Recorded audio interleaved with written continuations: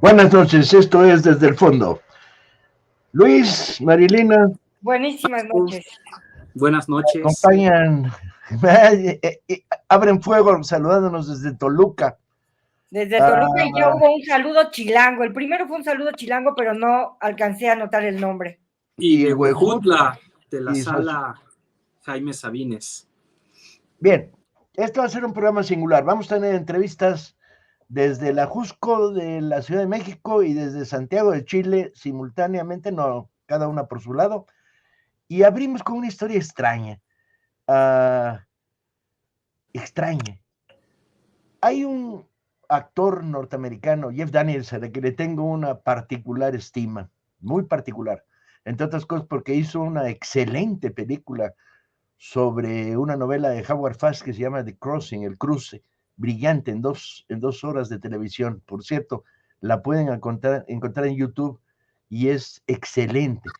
Pero surgió la superfama con el The Newsroom, el cuarto de noticias, en donde ejemplificaba el rarísimo personaje de un locutor de televisión republicano de izquierda, lo cual es muy singular, enfrentado a los problemas del control, la censura, el debate, la verdad.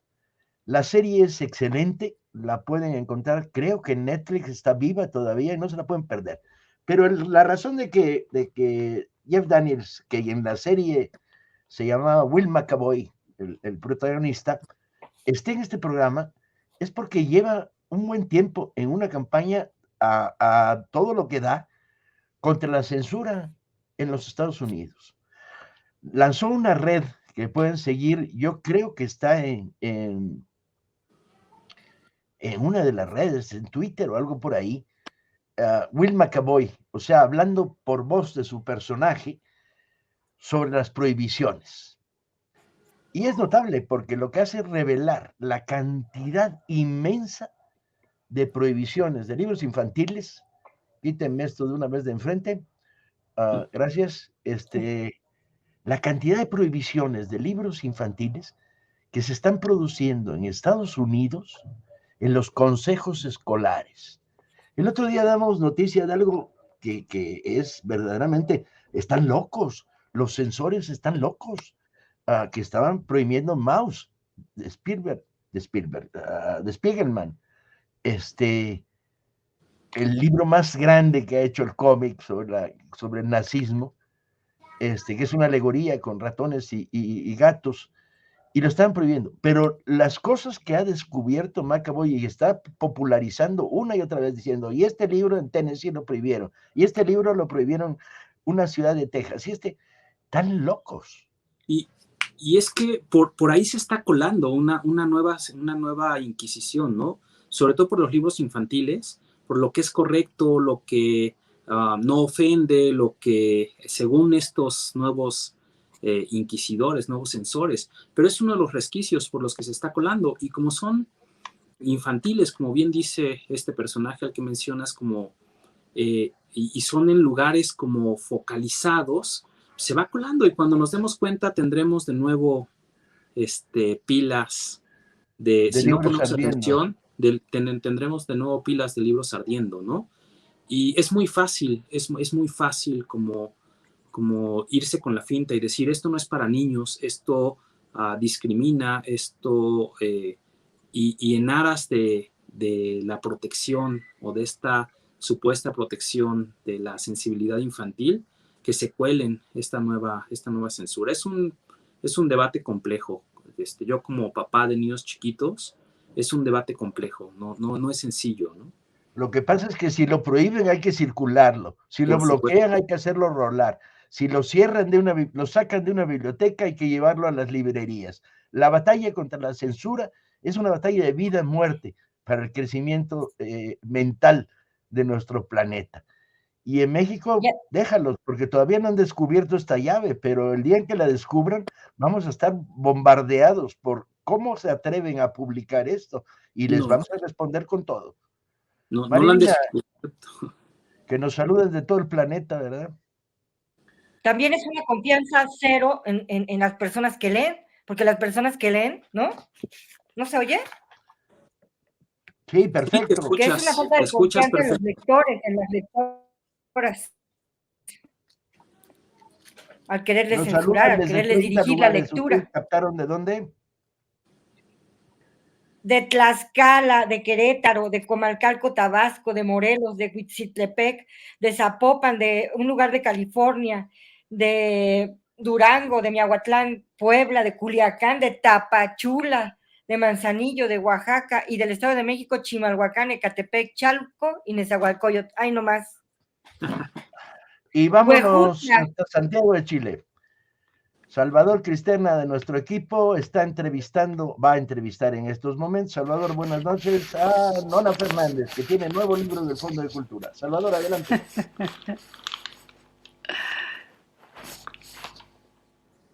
Salvador. No te escuchamos. A ver, ahora sí. Ahora sí. La emoción de platicar con Nona Fernández. Buenas noches, compañeras, compañeros. Pues una invitada de lujo que nos acompaña justamente desde Santiago de Chile. Ella es actriz, dramaturga, ensayista, cuentista, novelista, con un trabajo reconocido, multipremiado. Tiene en su haber el primer lugar de los Juegos Literarios Gabriela Mistral, el Premio Municipal de Literatura de Santiago, el Premio Sor Juana Inés de la Cruz, entre otros muchísimos. Se trata justamente de la escritora Nona Fernández, como ya mencionó Paco Taibo, a quien damos la bienvenida y le agradecemos por acompañarnos para charlar acerca de Mapocho, esta novela recién editada en la colección popular del Fondo de Cultura Económica, que es una obra verdaderamente espectacular. Buenas noches, Nona. Hola, buenas noches, ¿cómo están todos, todas, todes? Qué alegría estar aquí compartiendo con ustedes. No, pues la alegría es nuestra, mi querida Nona. Mapocho me parece a mí una novela fascinante y no exagero al decir que atrapa a las y los lectores desde la primera página. Es una historia alegórica con una mezcla de realismo mágico, de animismo, de simbolismos, llena de metáforas y también de profundas reflexiones, donde sus protagonistas son muertos que se niegan a abandonar este mundo hasta recibir justicia. El río Mapocho, que da nombre a la novela, también es un personaje importante y, desde luego, la ciudad de Santiago de Chile, dividida por el propio río geográfica y socialmente, como una herida abierta en estado de descomposición por todas las cosas que arrastra en su cauce, entre ellas los resabios de la dictadura que no han cicatrizado nuestros hermanos chilenos y el ataúd de la Rusia, personaje fundamental de la novela cuya historia narra en voz propia desde la muerte. Nona, cuéntanos un poco acerca de qué tenías en mente cuando escribiste Mapocho, porque además entiendo que estabas en Barcelona. ¿Cómo veías a Chile desde la distancia en ese momento y cómo ves la novela a 20 años de su publicación en el contexto actual? Wow, ¿cómo estaba en ese momento? Es cierto lo que tú dices, Salvador, este es mi primer trabajo, es mi primera novela, una novela que además aprovecho de decirlo aquí, estoy tan feliz de que esté en esta colección del fondo, estoy tan feliz de que esté en México por fin. Teníamos muchos coqueteos con los lectores y las lectoras mexicanas que lo habían leído, transfugado el libro clandestino que llegaba allá, y por fin está en México y eso me tiene muy, muy, muy contenta.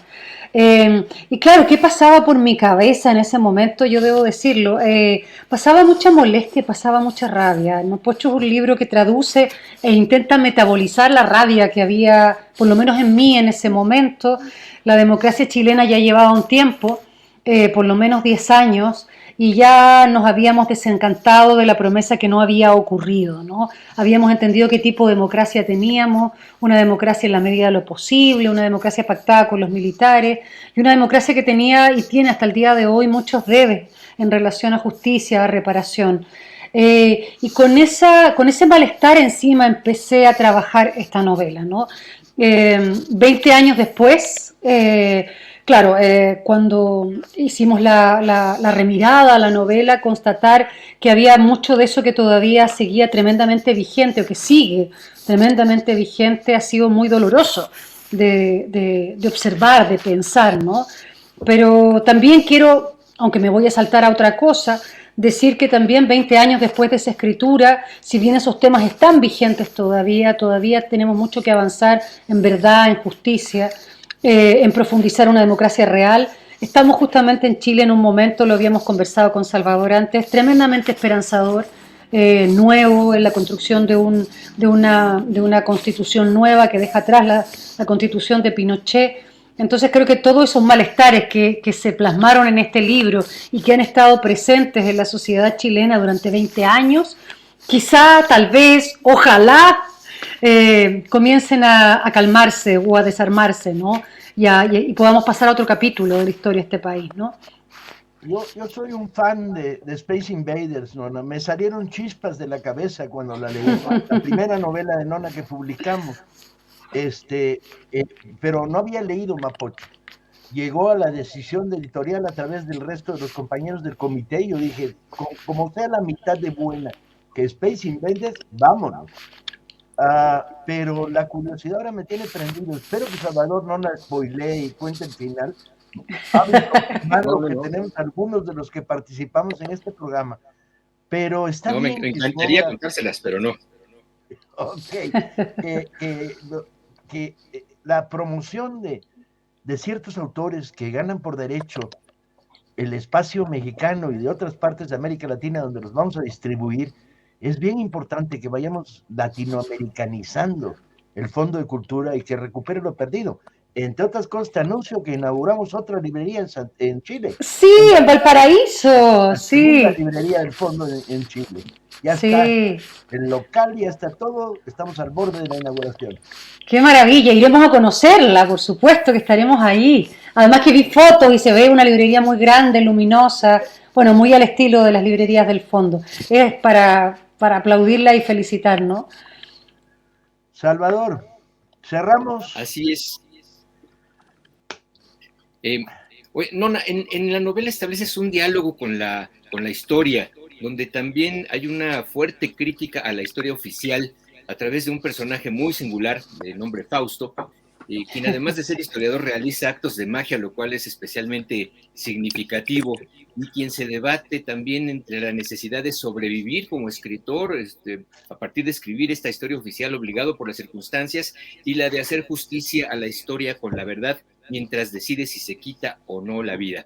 Mapocho podría ser una suerte de reclamo para reescribir la historia, una especie de puente literario entre el Chile contemporáneo y el Chile del pasado para rellenar los vacíos, ahora con las voces del pueblo, de los desaparecidos, de los que padecieron la dictadura, es decir, una historia que como las aguas del río puede ser lavada y reciclada. Sin duda, Salvador, creo que lo cuentas y lo analizas mejor que yo. Pero sí, creo que este río literario que escribí es un reclamo, es un emplazamiento a la historia oficial, es un libro que llama a la sospecha con respecto a las verdades oficiales, a las historias oficiales, y es un intento de dar espacio también a aquellas voces, a aquellas historias que no circulan en los museos o en los anaqueles oficiales y que por supuesto componen también la historia de una colectividad. Y claro, y simplemente para poder hacer como un resumen, que sentí que Paco nos emplazaba a contar un poco la novela, la Rusia y el Indio, que son los personajes principales, son dos niños muy chicos cuando llega el golpe militar y la madre se los lleva de Chile para intentar protegerlos. Y en ese ejercicio de protegerlos les roba un pedazo de su ombligo, un pedazo de su historia, y no les cuenta la historia dictatorial. Y ellos ya grandes, viejos, vuelven en busca de eso en la más completa ignorancia. Y se encuentran con un país muy, muy especial, un país muy rulfiano, hay que decirlo, habitado de ánimas, lleno de ánimas en pena que de alguna manera esperan encontrar un espacio en la historia, ¿no? Todo esto es muy alegórico, por supuesto, nada de realista. Gran novela y una de las grandes narradoras latinoamericanas, afortunadamente, ahí está, 85 pesos y 45 en digital, todavía mejor. Nona, muchas gracias, ya, yo sé que son 3 horas más en Santiago, ya te dejamos permiso para dormir y muchas gracias por la colección. Muchas gracias, dejo un beso grande para todas, para todos, muchas gracias, y yo feliz de estar ahí en México, de que un afluente del río llegue allá al norte y esté acompañando a la gente que quiero allá en México, que es mucha, que es mucha. Les dejo un beso. Salvador, gracias. Saludos, Piedonona. ¿Cómo anda el bombardeo, Luis y Marilina? Pues muchos saludos de todas partes. Por ahí a un fan de Héctor Velasco Arán, que dice que es de sus personajes favoritos. Y bueno, yo estoy igual que tú con Nona. Leí Space Invaders, me encantó, me llegó por completo desde que el jueguito me gustaba de niño hasta todo lo que implica.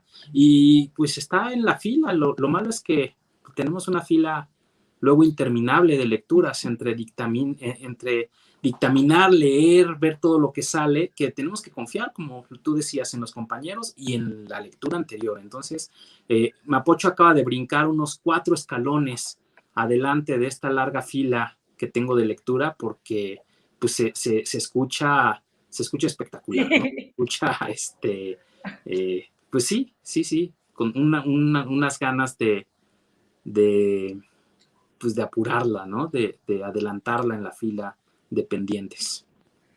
¿Cómo pues, sigue el bombardeo, Marilina? Sigue la mata dando y están viendo de Durango, de Iztapalapa, Culiacán, Ensenada, Chalma, Villahermosa, Poza Rica, Nueva York, Celaya, Zapopan, El Grullo, Jalisco, Zacalum, Yucatán, Tlatelolco, Tuxtepec, el puerto de Veracruz, Empalme, San José, Costa Rica y Ensenada. Y unos médicos te invitan para que el 30 de abril estuvieras en Monterrey en una reunión donde van a estar 5,000 pediatras con la idea de promover la lectura. Ya en la FILIG 39, en el Centro de las Artes, hubo una participación de pediatras, recuerdo, y que promueven la lectura en sus consultorios. Entonces, la propuesta en este caso que aparece hoy en el chat es que tú vayas a esa reunión de pediatras para proponer el fomento a la lectura infantil en sus consultorios. Si no puedo ir yo, Marilina, vas tú, ¿no? Pues me sacrifico por la patria. Pues órale, porque es posible que en esos días esté en la librería de Santiago y dando conferencias en Buenos Aires. Está bien. Donde tenemos una participación importante en la Feria del Libro de Buenos Aires. Nos llega un saludo desde Nicaragua Libre, ¿no? Qué bien se escucha y qué falta hace. Así. Desde el corazón. Andrés nos recomienda el libro de Armando Bartra sobre Felipe Carrillo, fundamental. Yucatecos, hagan cola para leerlo. Es la idea de que podría haber sido otro este país si Escudero en Acapulco, Carrillo, Primo Tapia, si los continuadores de la revolución por la izquierda no hubieran sido masacrados en los años 20. Sucus Felipe se llama nuestro libro de Carrillo, el libro de Carrillo Puerto. Aguascalientes presente. Algo importante que dijo Armando Bartra en la presentación en el Zócalo, y a mí me gustó mucho, creo que fue en la del Zócalo, que dijo, bueno, lo que está en el libro no es solo lo que Felipe Carrillo Puerto pensaba o quería o soñaba o anhelaba o tal, sino lo que hizo. Entonces, eso está muy bien para quienes ahora están en gobiernos municipales y estatales y en diferentes niveles de gobierno, justo para que lo lean y ver las cosas que uno alguna vez imaginó y cómo las puedes llevar a cabo ya desde el espacio de gobierno. Entonces, esa parte del libro de Armando está muy, muy bien, porque ¿qué pudo ejecutar? ¿Qué pudo hacer Carrillo? Así como lo que tú pusiste en el libro de Villa, donde dice, Villa fue gobernador de Chihuahua y siendo gobernador hizo esto y esto y esto y esto. No es nada más que tenían ideales o que no sé qué, sino realmente lo que pudieron llevar a la práctica una vez que fueron gobierno, aunque sea un ratito. Dos preguntas. ¿Cómo se llama la serie sobre Washington cruzando, creo que es el río Delaware, en la segunda parte de la campaña por la independencia de Estados Unidos, que protagoniza Jeff Daniels? Se llama The Crossing, el cruce, y está en YouTube. Y la otra pregunta que andaba por ahí circulando, se me fue. Son demasiado rápidos estos lectores que nos bombardean. Sí. Una maravilla, porque hay gente de todos lados. Sí, no, la serie de Netflix sobre Howard Fast, The Crossing se llama, El Cruce, no sé cómo la habrán traducido, y la encuentras en YouTube. Y que debemos llevar Space Invaders a todas las salas de lectura, sí. Tomemos, no. Sí, sí. En todas las salas de lectura, Space Invaders. Salas y Es clubes. una novela excepcional. Nona ahí rompió. Más cosas, Igual a Guerrero. Tuvimos un promotor esta semana. El presidente de la República. Uno de nuestros lectores. Ahí ponen. The Newsroom está en HBO, pusieron ahorita. Perfecto. Entonces el presidente estuvo promoviéndonos. La primera parte de su intervención es una intervención de lector a escritor. Dice que soy más bueno que otros y se lo agradezco mucho como escritor. Pero es la opinión de un lector, que sea presidente de la República o no, es otra cosa. Pero la segunda parte menciona un libro que para nosotros es muy importante. Ahí les va. Yo admiro como escritor, que es mucho mejor que Krause y que Aguilar Camín, a Paco Ignacio Taibo. Son gustos, ¿no? Sí. Y hace unos días platicábamos, porque estamos publicando libros como nunca, en el Fondo de Cultura Económica, y libros al alcance de todos, libros de 10 pesos, de 15 pesos, y colecciones que se están distribuyendo de manera gratuita. Y estamos platicando sobre los libros, y me trae libros de regalo. Ahora estoy leyendo uno que me trajo él precisamente, que escribió Trotsky sobre Stalin, que es un muy buen libro, aun cuando para mí el mejor libro de Trotsky es el de la historia de la Revolución Rusa. Es magistral, porque era un buen escritor. Chalim, no todos los días. ¿Tenemos imágenes del libro de Trotsky que está leyendo? Está bien, ¿por qué le regalamos libros al presidente? Bueno, pues que se los regalamos a periodistas, a promotores de la cultura, a mil gentes que después de leerlos opinan, hacen opinión. Básicamente, Paco, le regalamos libros al presidente porque los lee. Eso es fundamental. O sea, no le regalamos libros al presidente para que salga en la foto, le regalamos porque los lee y los comenta y los critica. Y bueno, a mí, perdón que me emocione, pero cada que dice que estamos haciendo libros de 10 pesos, de 15 pesos, me siento particularmente emocionado, aludido, halagado, pero la respuesta es esa: se los regalamos porque los lee y porque son libros interesantes. Yo digo, bueno, mi opinión es esa: se los regalamos porque los lee. Sí, el único problema es que en términos de discriminación, ¿por qué no se los regalamos a otros millones de mexicanos? La respuesta es: se los estamos regalando. Hemos regalado 2 millones de libros este año. Y también los leen, y eso es muy emocionante. O sea, los leen y los comparten.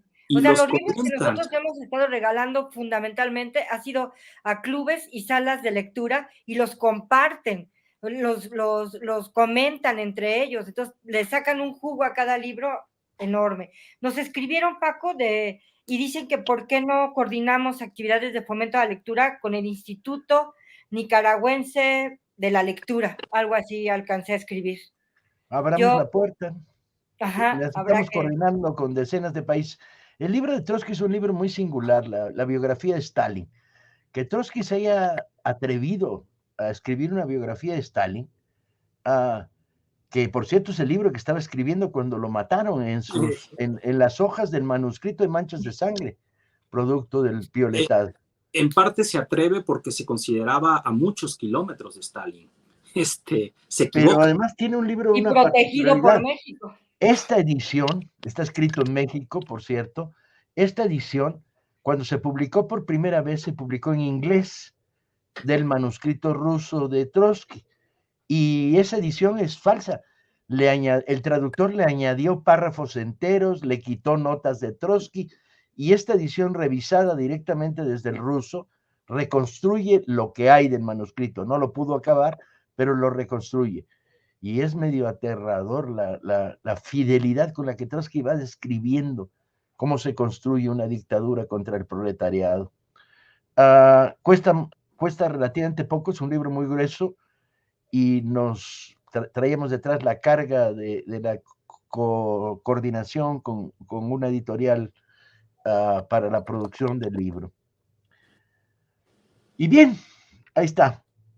El presidente lo está leyendo, si le hacen caso y lo quieren leer, pues ahí está.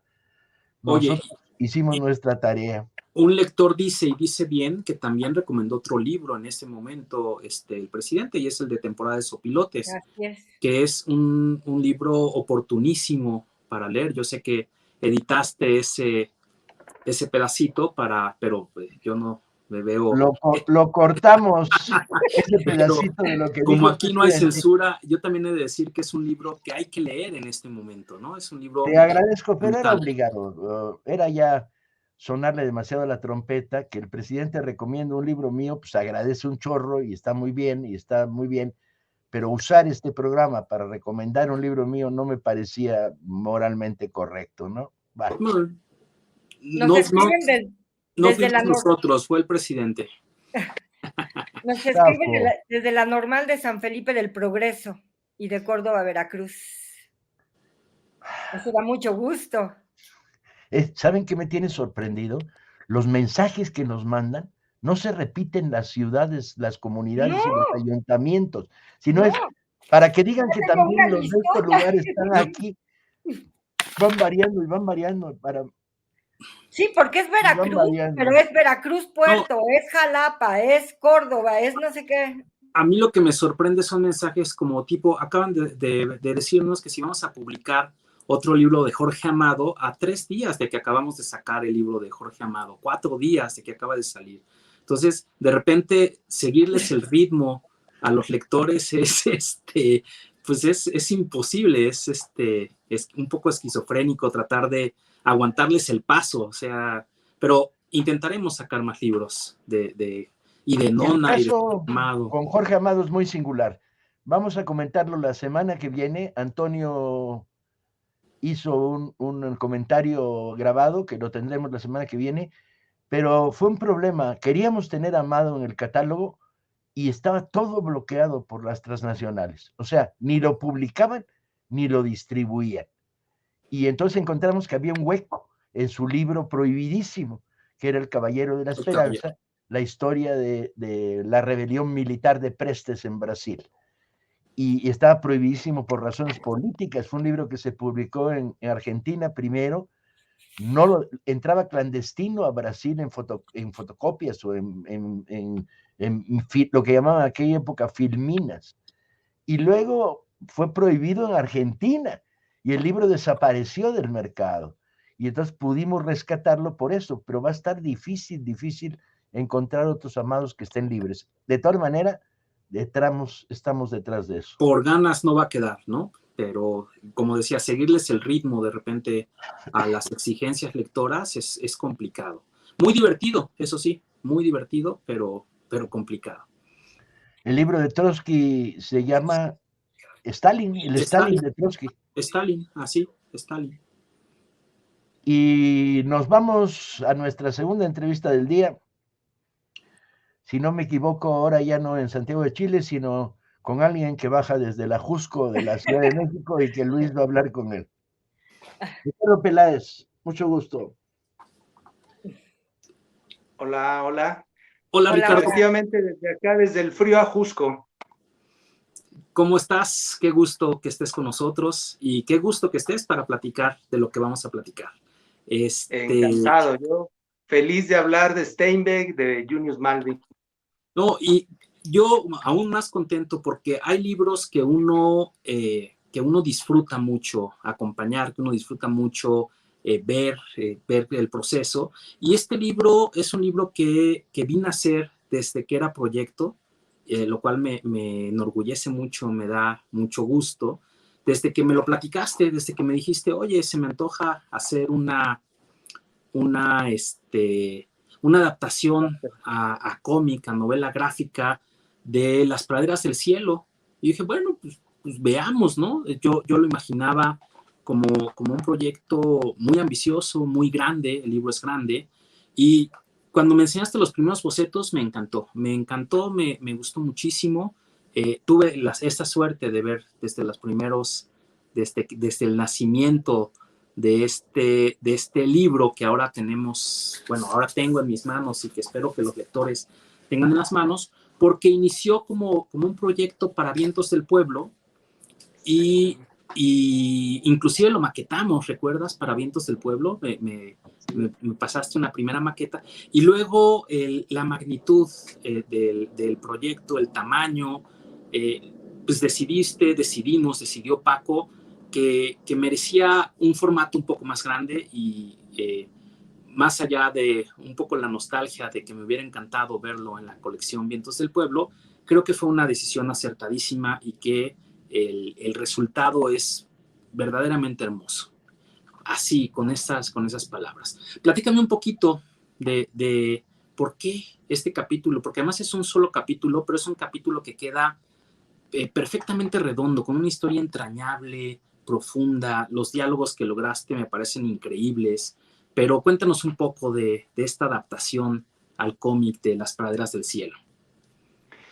Pues es que Steinbeck a mí me encanta todo lo que escribe. Es un escritor que me parece, además de una vigencia, de una actualidad y de una sensibilidad y una ternura que me resulta absolutamente familiar, ¿no? Precisamente el otro día con el gerente de la librería de aquí del fondo de la Jusco, platicábamos de Bradbury, ¿no? Resulta que los dos somos grandes adoradores de Bradbury. Y le decía yo que hay escritores como Steinbeck, como Bradbury, pero junto con Chaplin que a mí me educaron sentimentalmente. Entonces lo que yo encuentro en este relato en particular es una cosa que además me tocó muy, muy específicamente como papá de 3 varones, ¿no? Porque es una historia, es un cuento. Hay que decir que Steinbeck era de novelas, y esta de hecho es una novela, Praderas del Cielo, pero construida como relatos que son de hecho independientes porque es un mosaico de personajes de las Praderas del Cielo, que es el nombre del lugar al que alude. Entonces este es un relato perfecto, es un relato redondo, que además si se llega a enlazar con alguno de los relatos posteriores, eso es simplemente como referencia del personaje. Entonces, lo que a mí me gustó, los 2 temas que me parecen fundamentales y entrañables de este relato son, por un lado, el abordaje del rol del varón en la crianza. La historia finalmente es una historia de paternidad, de formación y de educación en la paternidad. Y por otro lado, sobre la conciencia de lo que nos hace felices o plenos. Lo material o lo interior, el mundo intelectual, cultural, sensible.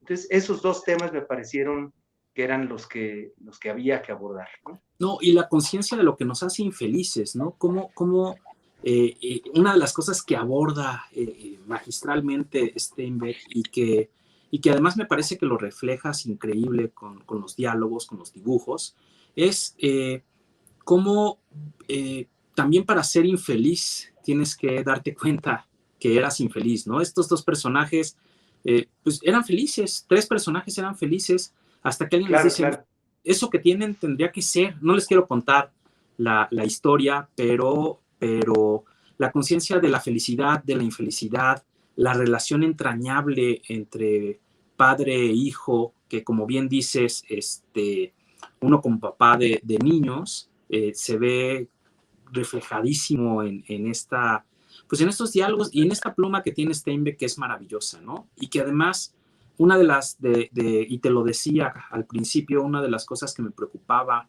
en la adaptación es que estos escritores que escriben tan bien como Steinbeck, como Bradbury, después la adaptación al cómic se siente rasposa, se siente artificial, Y cuando yo estaba leyendo tu adaptación, me pasa justo lo contrario. Es una adaptación que incluso suaviza la lectura, que la hace más fluida, y por lo cual te felicito, te mando una felicitación profunda, porque esa lectura que logras con la mezcla del narrador y los diálogos y desde luego tus dibujos, me parece que logran una pequeña joya que espero que los lectores pronto tengan en sus manos y disfruten tanto como yo disfruté verla realizarse, verla materializarse en la colección, en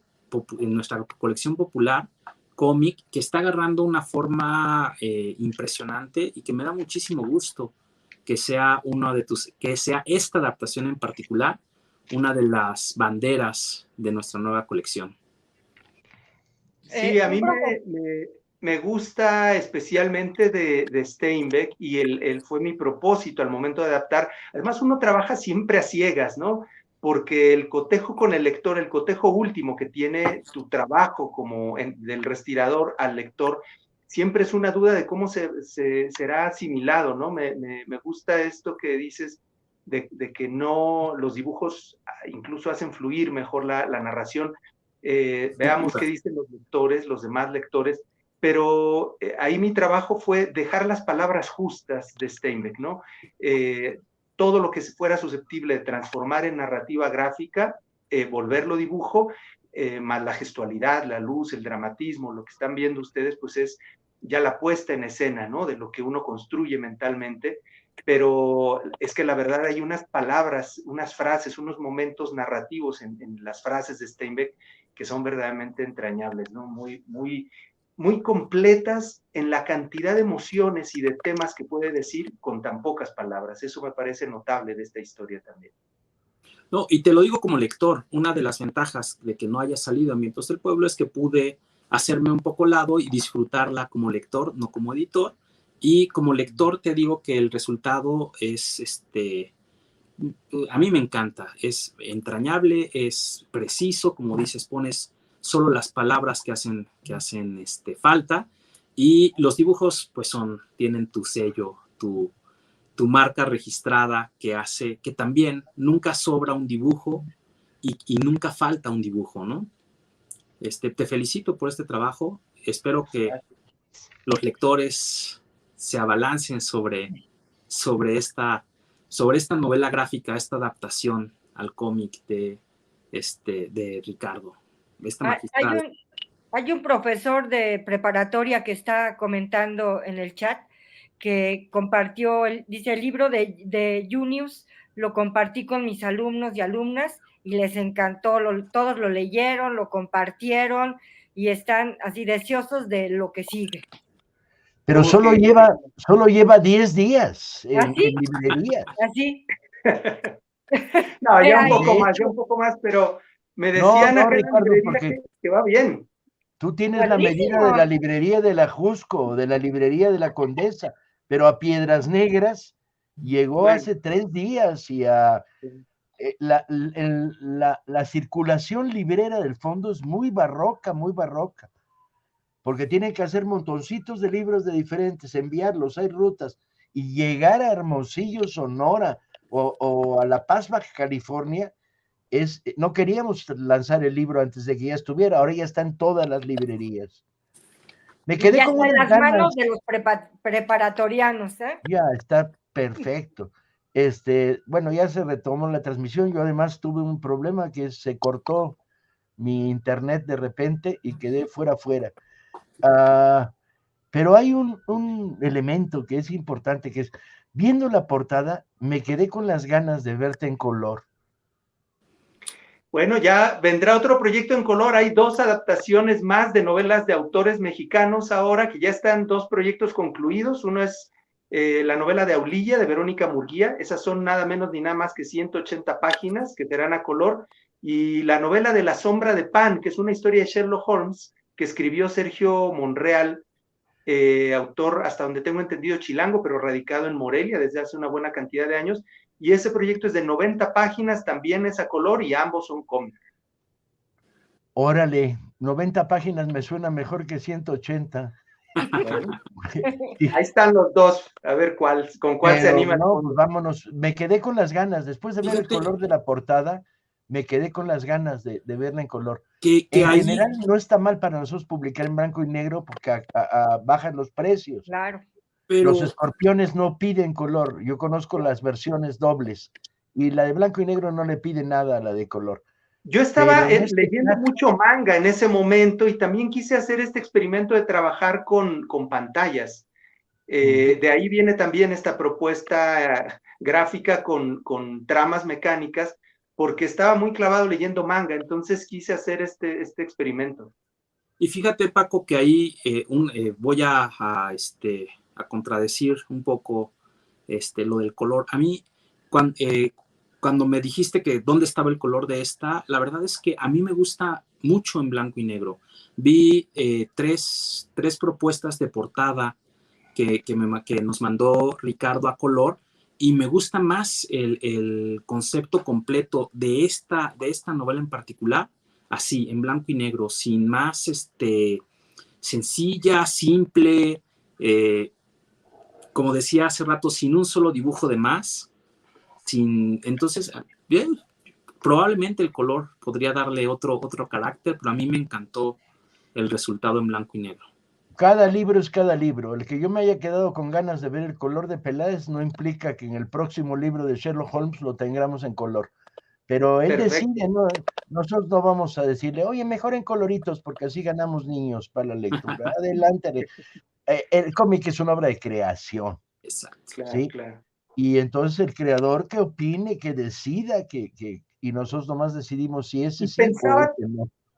También en los lectores de manga, que no solo yo creativamente quería hacer una propuesta sombreando con tramas mecánicas, sino también era definitivamente un guiño con la infinidad de lectoras, sobre todo lectoras chicas las mujeres están leyendo un chingo de cómic, y que también encontraran aquí esa similitud. Era sin duda una deliberada intención de coquetear con ese potencial lector también, la verdad.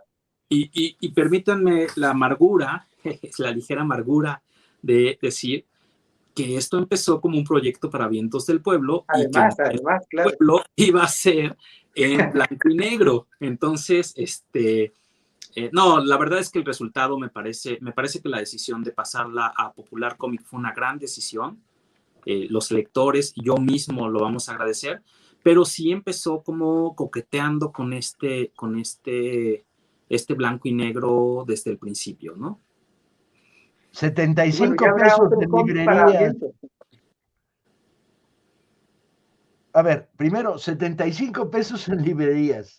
Adelante, híjole. Eso da mucho gusto, además, de repente, ver que si compras cómic importado por transnacionales, lo compras de 300 para arriba en pasta dura, y no, nuestros lectores no se merecen ese ataque a sus bolsillos. Jóvenes, ha sido un placer. Bien ahí, Ricardo. A mí me encantaría que fuera este libro a círculos de lectura de papás, sobre todo. Ojalá haya chance de hacer presentaciones en prepas también. Lo hacemos, lo organizamos. En el CCH. No, y en el CCH tenemos muchísimos clubes de lectura, lo organizamos. Y ahí armamos uno aquí en el sur para ir a ir con mi hijo.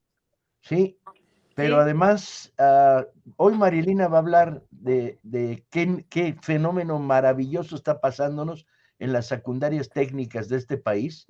Yo creo que ahí hay que llevar ese libro. Sí. Pero bueno, ya tenemos presupuesto para esos libros, para salas de lectura, o sea que vámonos. Ricardo, una felicitación enorme. Que uno de los grandes creadores de este país esté en esta colección es un orgullo para nosotros. Y para mí un orgullo seguir en el fondo. Y felicidades que en plena presentación alguien dice, lo leímos y tuvo éxito. Qué bien, gracias. Pues un placer, gracias por el espacio, y pues nos vemos en las praderas del cielo. Un gusto, Ricardo. Abrazos a todos. En la caída del internet perdí el guión de este programa.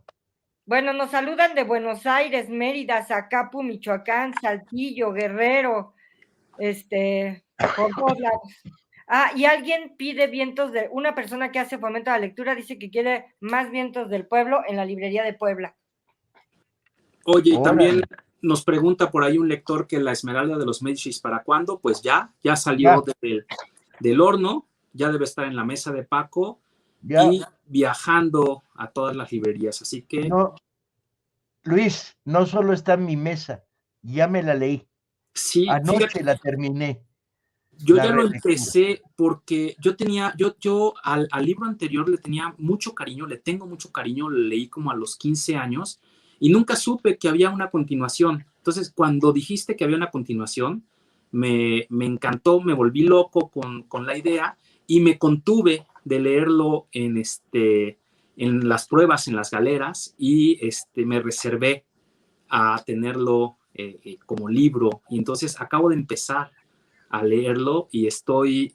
Mari Ataca, ya tienes 2 recomendaciones de los Medici. ¿Ya leíste el primero? No, yo ahorita estoy disfrutando el de 12 pacientes. Ajá. ¿Sabes qué? No es tan bueno como el primero, pero es muy bueno. Y ahora es un Leonardo espadachín, aventurero, enamorado, loco, que descubre los misterios de la navegación en el siglo XIV. Bueno, yo me volví loco con el primero, con estos cañones. Yo me volví loco. Pequeño, este asedio a la fortaleza inexpugnable, y este Leonardo cercano, este Leonardo humano, este Leonardo que llenaba un poco como este personaje medio de capa, espada, intriga, palaciega, y estoy muy contento con la posibilidad de que haya no solo una continuación, sino 2 continuaciones. A mí me encantan las sagas, como lector de fantasía, de ciencia ficción, me encantan las sagas, y no importa si el segundo es un poco más pequeño, un poco más bajo, porque estás tan encariñado en la lectura de sagas, te encariñas tanto con los personajes que te vas con ellos, te vas de corrido, como hilo, como estos hilos que se descosen. Entonces estoy feliz con... Estamos colgadísimos, vamos por el corte, además nos colgamos más. Muy rapidísimo, habíamos quedado en programas pasados en que les iba a contar la verdadera historia de la desaparición de Ambrose Bierce. Ambrose Bierce estaba viviendo a los 70 años una etapa muy terrible de su vida, divorciado o en proceso de divorcio. 2 de sus hijos se habían suicidado. No, uno se había suicidado y el otro había muerto por alcoholismo. Era un escritor conocidísimo en Estados Unidos. Su Diccionario del Diablo y sus cuentos de soldados eran super bestseller, y de repente dice, me voy a México porque ahí sí tiran de verdad. Era una especie de viaje hacia la nada o viaje hacia la desaparición, y de ahí surge la metafísica historia de que Villa lo mandó a matar. Reconstruí fielmente la historia y encontré que la fuente para decir que Villa lo mató es que un historiador norteamericano dice que fue a visitar a Villa en 1925 a Durango y que a Chihuahua, y que Villa se lo confirmó. No más que en 1925 la hacienda de Villa no estaba en Chihuahua, estaba en Durango, y en 25 Villa ya estaba muerto, o sea que está cabrón que lo haya ido a visitar y platicó con él, o sea que era falso. Esto se apoyaba además en un texto muy poco riguroso de Elías Torres, contando esta misma historia, y había habido continuos rumores. El hecho es que lo que sabemos es que llegó hasta la frontera, escribió algunas cartas, traía $1,500 en el bolsillo, se iba a producir de momento a momento la batalla de Ojinaga. Los periodistas norteamericanos que estaban en Chihuahua y en Juárez no lo vieron.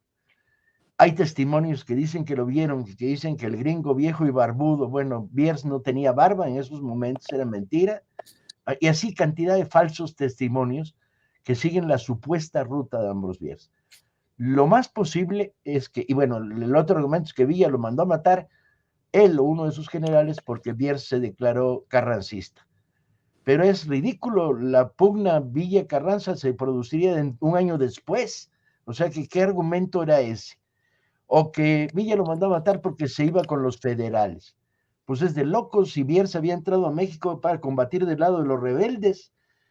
El hecho es que lo que podemos saber es que llegó hasta El Paso, que probablemente cruzó hacia Ciudad Juárez, y que es muy probable, según algunos testimonios más o menos fieles, que haya llegado hasta la batalla de Ojinaga.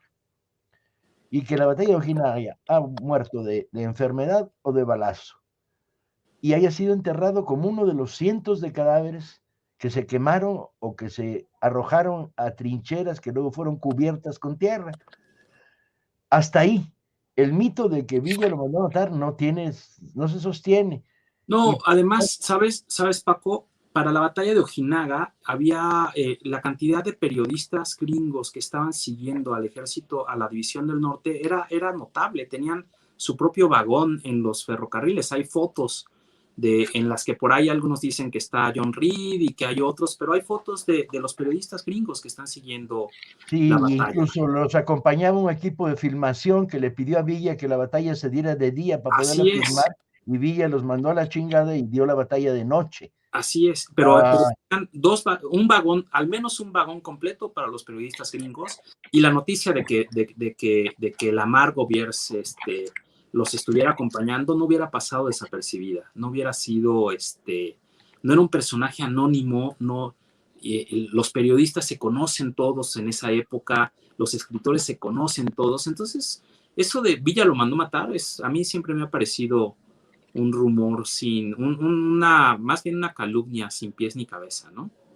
Lo curioso es que Bierce dejó una carta en El Paso, dirigida a su sobrina, en la que denuncia la posición de Randolph Hearst, el director de la cadena de periódicos, que tenía una hacienda en México y era profundamente antivillista, era huertista descarado.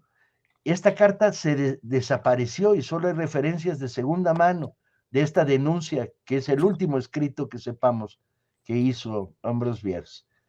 Total, elementos para la historia, ahí están, y cambiamos de tema velozmente para dejar que Paco Pérez Arce nos presente un libro de economía. Tratado de Economía Herética. El autor es Thomas Porcher, un economista francés. El libro tiene un subtítulo: para poner fin al discurso dominante de la economía, dominante durante las últimas décadas, el pensamiento neoliberal. Lo que hace Porcher es desmontar ese pensamiento, mostrar que, en primer lugar, no se trata de verdades científicas, que detrás de cada teoría económica hay intereses. Hay que preguntarse a quién conviene, a quién interesa que se lleven a cabo esas políticas económicas, que se aplique esas reglas o esas recetas de consecuencia de este pensamiento económico neoliberal. Y lo que hace justamente Thomas Porcher es desmontar ese pensamiento, en algunos capítulos con mucha claridad. Por ejemplo, en el caso del mercado laboral. Se ha dicho insistentemente en todo el mundo que hay que aumentar el empleo. Y para aumentar el empleo hay que hacer ciertas cosas, como la reforma laboral que se hizo en muchos países. ¿Y en qué consistía esa reforma laboral? Consistía en permitir que se pagaran salarios por debajo del mínimo, es decir, desaparecer la idea de un salario mínimo. Por ejemplo, permitir que se trabajara por horas y que se pagara por horas. Por ejemplo, permitir que se pudiera despedir a los trabajadores de una empresa a muy bajo costo, disminuir el costo que tiene para la empresa o para el empresario despedir a un trabajador.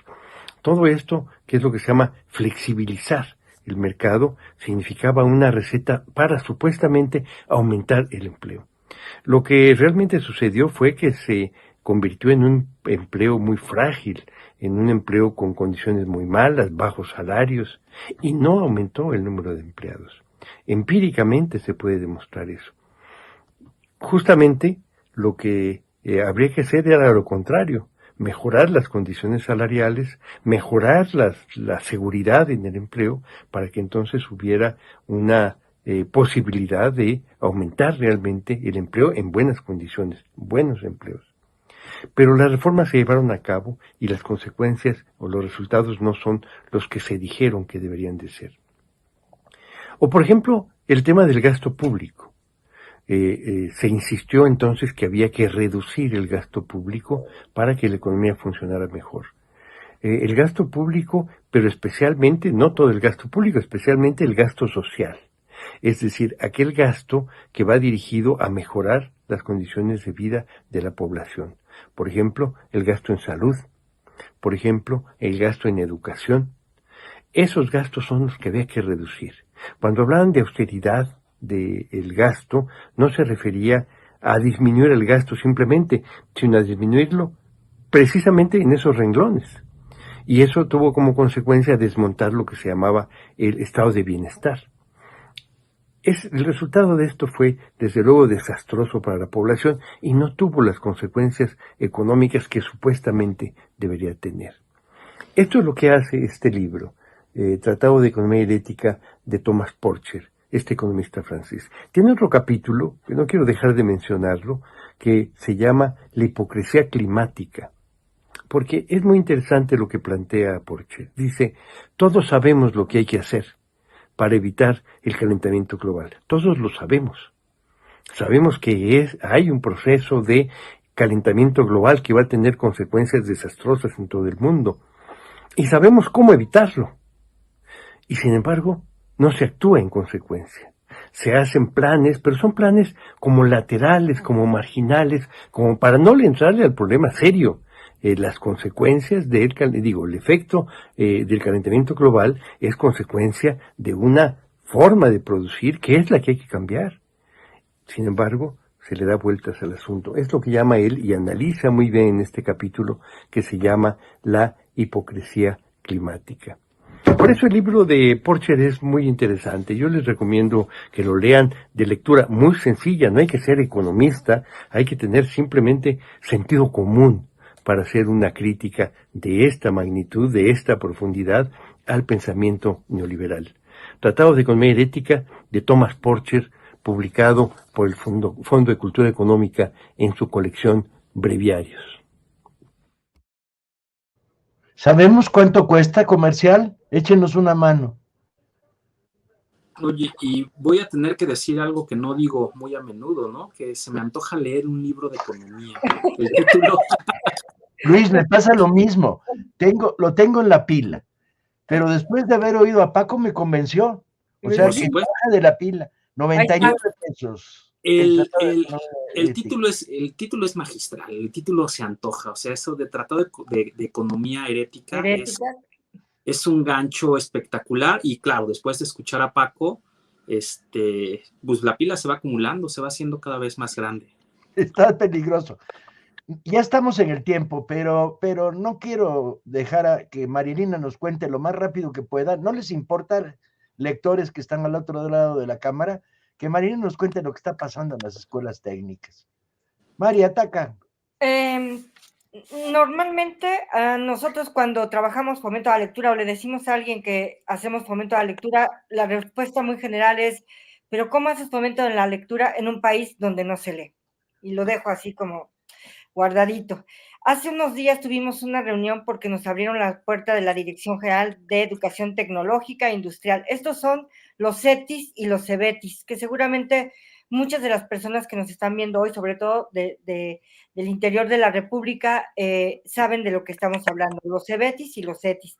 En la reunión había más de 500 personas presentes, y lo que les puedo decir es que esa apertura que hacen autoridades de los bachilleratos públicos, tanto en este caso como también ocurrió con la Dirección General de Educación Tecnológica, Agropecuaria y de Ciencias del Mar, que también nos abrieron las puertas, es la oportunidad de llevar la oferta o el fomento a la lectura al interior de sus escuelas. Nuestro programa de fomento a la lectura es un programa tan sencillo que cuesta mucho trabajo para muchas personas entender, porque es un programa que tiene como esencia la libertad. ¿Qué es lo que tienen que leer los muchachos y muchachas en el bachillerato? Lo que quieran leer. ¿Cuántas veces a la semana se van a reunir? Las que quieran. ¿Quiénes van a integrar un club de lectura en esas escuelas? Quien quiera integrarlo.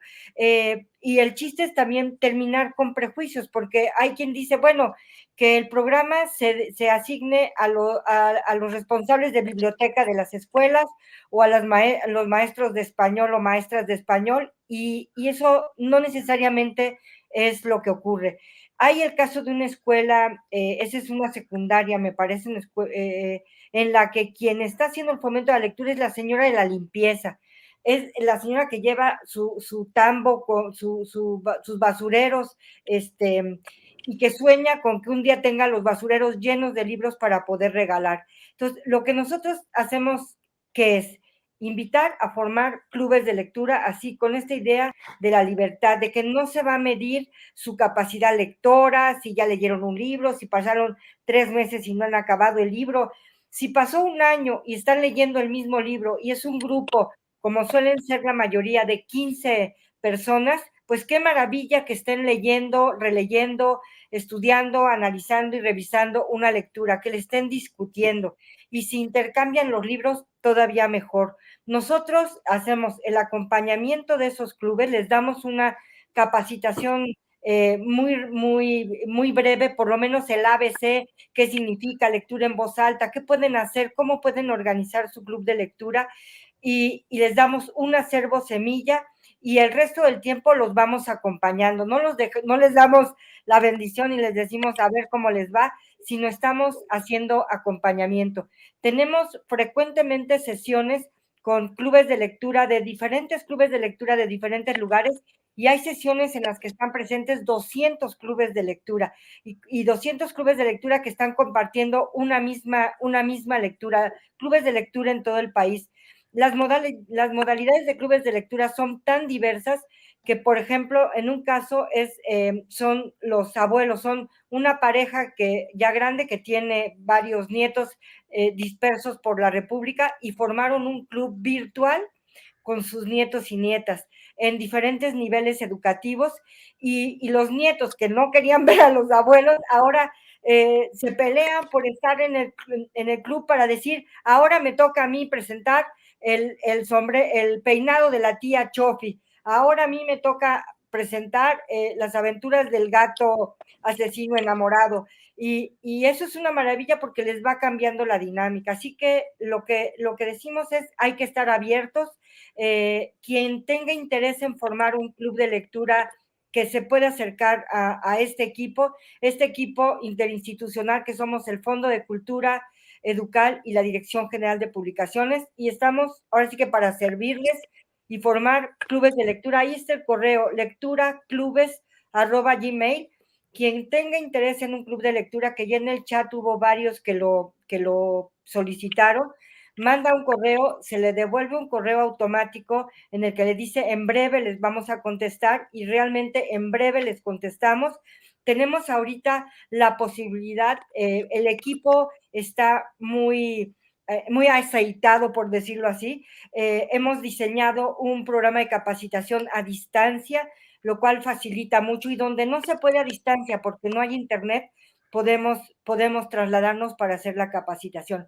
De verdad, es un programa que ha sido retomado. Fuimos, por ejemplo, una vez al CCH, acompañamos a Paco, tuvo 2 intervenciones en CCH porque después vino la pandemia y nos encerraron. Eso fue en 2019, y en 2020 ya no pudimos ir a los otros CCHs. Pues de esas 2 visitas, de esa visita doble al CCH Oriente, ahorita hay más de 200 clubes de lectura en los CCHs de la UNAM. Entonces, ¿cómo que es un país que no lee? Es un país donde no llegaban los libros a donde tenían que llegar, donde no había este trabajo de promoción de la lectura, donde ahora sí que ni modo, pero lo retomo lo que dijo Luis Arturo hace rato, donde hay un presidente que en sus conferencias en la mañana también habla de libros. Entonces, si empezamos a hablar de libros, si empezamos a acercarnos a la lectura es para todas y para todos. Y algo muy importante, quien no quiera leer, que no lea. Quien no quiere estar en un club de lectura, que no esté, pero como compromiso de nosotros como gobierno es facilitar que quien quiera leer pueda leer y que no deje de leer por no tener la posibilidad de hacerlo. Y donde quiera que se forma un club de lectura, mandamos libros. Así es. Para eso estamos. Y me sacó lágrimas a mí también, como decía un colega del chat, la mujer de la limpieza. Pues sí. Tienes que localizarla bien y entrevistarla, Marilena. Ok, la buscamos. Pero y adelante en Lectura Clubes Gmail, el día en que inauguramos los clubes de lectura de los agropecuarios, había 170 grupos ya formados. Así es. Va a una velocidad y con una intensidad como nunca. Despedimos este programa del que nos colgamos ya 8 bonitos minutos. ¿Quién dijo que tiene que durar 1 hora? Lo bueno es que aquí dure lo que nos da la gana. Pues sí, porque ni modo que decir vamos a comerciales. Varias cosas. Una, les quedamos a deber 2 intervenciones. Una de ellas mía sobre Andreu Martín, el novelista español, que tendremos la semana que viene, y otra con Jesús Anaya, una conversación que me prometí tener en público, hablando de editores que no leen libros y editores que sí leen libros, basado en la experiencia personal de Jesús, que ha sido gerente editorial de algunas de las más grandes editoriales de este país. Sí, que si y alguien no tiene experiencia. Quieto, Luis, no digas nada. Nada más vamos a platicar sobre este fenómeno tan curioso de que hay editores que no leen. Y ambos tenemos algunas experiencias que compartir. Espero que no balconeemos a demasiados, pero me parece que es un tema interesante. No, respuesta a la pregunta de Marinea, y dicen que en este país no se lee, pues y dicen que hay editores de editoriales que no leen. Bueno, hablaremos de esto. Y si alguien sabe de este mundo, de este mundo editorial, y si alguien ha leído una pila de libros, es Jesús Anaya, ¿no? Para mí es un privilegio poder aprender de Jesús Anaya en nuestras reuniones editoriales, poder leer sus reseñas de lectura, poder seguir sus recomendaciones. La verdad es que Jesús Anaya es un maestro editor en toda la extensión de la palabra, ¿no? Además de muchas otras cosas que es Jesús, ¿no? Generoso porque comparte su saber. ¿Cuánto cuesta tiempo de sopilotes? Poquito, está en las librerías del Fondo de Cultura, porque lo que sí exijo es mi derecho, como cualquier otro escritor del país, a ser distribuido en nuestras librerías, pero no a promoverlo. Por ahí vean, Fondo en Línea, seguro que en la librería más cercana de su casa lo tienen. La segunda es que mañana se produce un especial hecho por la Brigada para la Libertad sobre Fernando Marías, en el que participan 3 gentes del equipo del fondo. Participo yo, participa uno de nuestros actores, Juan Ramón Viedma, y participa el futuro autor Ángel de la Calle, cuya novela gráfica, cuyo cómic Pinturas de Guerra va a salir en las próximas semanas. Sin más, gracias Marinina, gracias Luis, gracias a los chilenos, gracias a los de la Jusco, gracias a todos los que nos vieron. Esto fue Desde el Fondo. Gracias. Gracias. Hasta pronto. Lectores.